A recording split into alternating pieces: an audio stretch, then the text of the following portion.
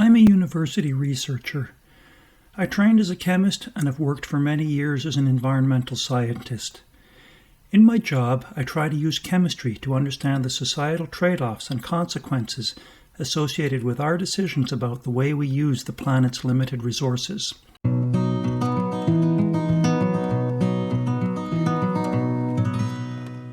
Today, I'd like to talk to you about why we have to talk about hazardous substances when we're discussing our relationship with plastic and plastic additives. Plastic is a big part of our everyday life. It's convenient, it's cheap, and for a long time we've been able to ignore the trade-offs. We need to change our relationship with plastic, not just for our future, but for the future of the planet. Our relationship with plastic and the additives it contains is at the heart of the issues of climate change, chemicals, and circularity. I'd like to give you a really quick background on what plastic additives are. Plastic additives are chemicals that are added during manufacturing to give plastic new properties, including flexibility, durability, or heat resistance. For example, bisphenol A, or BPA, is added to plastic articles to make them heat and shatter resistant. All of the properties that we get from plastic additives are useful or desirable, and we can make a product more valuable to us. But there are potentially negative side effects, consequences, and trade-offs that we need to highlight and recognize. Unfortunately, some plastic additives can be extremely harmful to our health. Plastic additives can be present in large amounts. It surprised me when I learned that additives could be more than 70% of the weight of an article. So it's almost like saying the plastic polymer is the additive, the minority component, and the additive is the majority component. Additives that are in plastic can leach out either by design for some groups of additives or unintentionally during use or after the plastic is disposed of. The issue of additive leaching and additive loss is concerning, as some plastic additives are extremely toxic. Specifically, some additives may have endocrine disrupting properties. There are a number of definitions of endocrine disrupting chemicals and what endocrine disrupting properties are, but I think this is a good one and it's fairly general.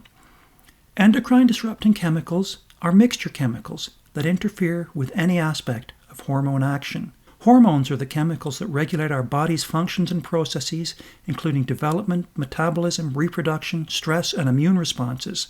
If early development is interfered with, you can grow up less healthy or less intelligent. The hormone system controls metabolism.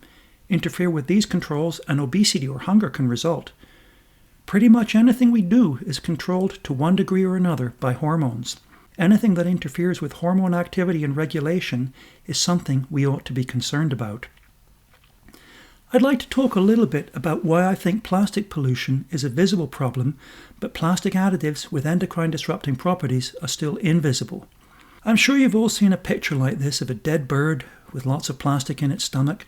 We also hear about the dolphins with plastic in their stomachs. Plastic pollution and the harm due to plastic is very visible. This visibility makes it easy to have an emotional response. This came up as my screensaver the other day. I think screensavers are generally designed to get a warm and positive emotional response. But for me, the dolphins are part of a long and very disturbing story.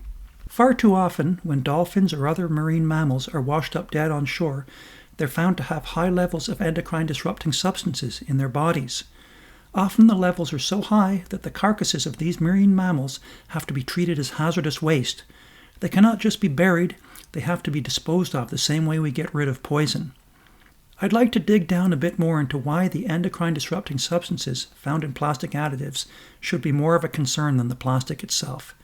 I'm going to talk a little about how endocrine disruptors can affect both the organism itself and its offspring. If a mother mammal consumes endocrine disrupting substances, it can affect her health, and if she's pregnant, the health of her unborn children. What I find really scary is that some of the effects on her child's health would be on that unborn child's germ cells. To put it another way, exposure to endocrine disrupting substances can affect the present generation, their children, and their grandchildren. Sure, plastics can be very harmful. We can see from the pictures of the dead birds that plastics can kill. I'd say plastic additives, specifically endocrine disrupting substances, are even more troubling because they may not only harm the current generation, but can cause harm multiple generations into the future. Now there's a problem with the story I've just told. That problem is proof. Certainly it's pretty clear that plastic killed the bird, or at least plastic consumption was a major factor. Health effects of endocrine-disrupting chemicals are a lot harder to prove. There are many studies on animals, we have expert knowledge of effects, and a lot of good theory suggesting that exposure to endocrine-disrupting substances is likely to be a problem, but we cannot yet demonstrate this harm in the same way we can demonstrate the harm caused by ingesting plastics. This lack of certainty leads to different regulatory actions. For example, bisphenol A is banned in the European Union because of its endocrine-disrupting properties, but its use is currently allowed in the United States. In some ways, the harmful effects of plastic additives are hard to clearly demonstrate. Perhaps that's why they're invisible. In our quest for a more sustainable future, we've been going after the easy, visible stuff, but I hope we can lift the invisible and what I believe are the more relevant issues for our survival as a species. I'd like to propose to you 2 things that we can do to make the invisible visible. These are to improve our understanding and to act. Thinking about improving our understanding. There are many sources of exposure to endocrine-disrupting substances, but I'm going to focus on food contact material, as this is where we can combine understanding and action, and where I, as a chemist, can explain the problem. One of my first jobs at university was breeding chili peppers. Ever since then, I've really liked hot chilies, and one of the best ways to satisfy my craving is with chili oil. There's a saying, oil and water don't mix. This is also one of the first things I learned as a chemist. I was taught the phrase, like extracts like. This is why many of us keep a vanilla bean in alcohol, so we can extract the flavor. Now, if you want to use an oil, use an oil to extract it. The substances that give chili its flavor are about 1,000 times more soluble in oil than they are in water. So if you want to get the chili flavor out of the chili pepper and into something else, you should mix it with oil, and the flavor will come out and into the oil. That's the good news. The bad news is that bisphenol A is chemically kind of similar to chili oil. Bisphenol A is also about 1,000 times more soluble in oil than in water.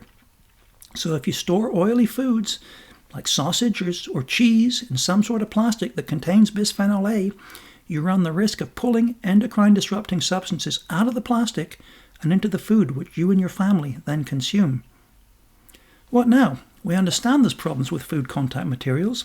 There's theoretical reasons to believe that we will pull hazardous substances out of the plastic and into the food we then eat. This can be demonstrated in the lab. But it's hard to really quantify in our daily lives. Similarly with the dolphins, there are theoretical reasons to argue for the harm of endocrine-disrupting substances going to the 3rd generation, but it's hard to prove in practice. We're getting more and more evidence every day, but we're still at a stage where experts can argue about endocrine-disrupting substances in plastics. One of the things I feel very strongly about is that we should always make our arguments based upon evidence that is absolutely rock solid. We also have a responsibility to be honest about any lack of scientific certainty. This then opens up the question of how we should act. Years ago, in the early days of climate change science, before it was really clearly established that we were causing global warming, one of my older colleagues said to me, "Well, there's still some debate, but let me give you a metaphor. If you're driving in the fog, what do? You slow down, you're more careful." I'd say that we need to take the same attitude with plastic additives. We need to slow down and we need to be more careful. We should substitute or avoid potentially hazardous substances whenever possible and think about how we act. As a society, we must continue to generate new knowledge, but we must also act in a way that protects our health and the health of those around us. What I hope I've done in the past few minutes is to highlight the need to make an invisible issue visible and to stress that despite the uncertainty in our understanding, we can still act. There are things we can all do to make a difference. Den Link zum Handbuch und weitere Informationen zum Thema findest du in der Beschreibung. Wenn dir dieses Video gefallen hat, lass uns gerne ein Like da und teile dieses Video mit deinen Freundinnen und Freundinnen. Abonniere unseren Kanal für weitere Videos. Hast du Fragen oder Anregungen? Dann lass uns gerne einen Kommentar da.